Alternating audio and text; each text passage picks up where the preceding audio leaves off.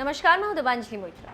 कहा जाता है कि जब तक आप अपनी शक्ति का प्रदर्शन नहीं करते तब तक दुश्मन आपको कमजोर समझता है और आपके बचाव की स्थिति को कमजोर समझता है। लेकिन जैसे ही आप दुश्मन को मुंहतोड़ जवाब देते हैं, दुश्मन समझ जाता है कि जिसे हम कमजोर समझ रहे थे वो दमदार। और ये सारी चीजें गलवान घाटी में चीन के साथ मुकाबले के बाद मिली। इसी कड़ी में एक बड़ी खबर लद्दाख से आ रही। सैटेलाइट तस्वीरों से खुलासा हुआ है कि भारत की जमीन पर किसी का कब्जा नहीं और न ही कोई घुसपैठ हुई थी। अब सैटेलाइट तस्वीरें भी इस बात की गवाही दे रही है कि भारत की जमीन पर किसी तरह की कोई घुसपैठ नहीं हुई थी। चीनी सेना ने एलएसी के पार बफर जोन या नो मैंस लैंड में भारत के साथ धोखा जरूर किया था, जिसका भारतीय सेना ने करारा जवाब दिया। लेकिन एलएसी के इस पार हिंदुस्तान की सरहद में चीनी सेना कभी नहीं आई। गलवान घाटी में भारत की जमीन पूरी तरह से महफूज है।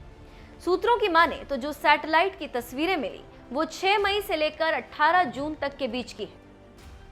और हर तस्वीर से ये बात साफ हो रही है कि कैसे चीन ने इस साजिश को अंजाम दिया।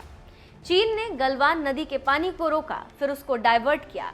इसके बाद जब नदी सूख गई तो उस वैली का इस्तेमाल करते हुए वो एलएसी के नजदीक आने लगा। एलएसी के नजदीक आने के बाद चीन ने वहां पर टेंट लगा दिए, यानी चीनी सेना ने भारत के साथ समझौते का उल्लंघन किया। इस समझौते के तहत एलएसी के पास किसी तरह के सैनिक जमावड़े और निर्माण न करने के समझौते का चीन ने उल्लंघन किया। टेंट लगाने के बाद उसने भारी हथियार इकट्ठे कर लिए।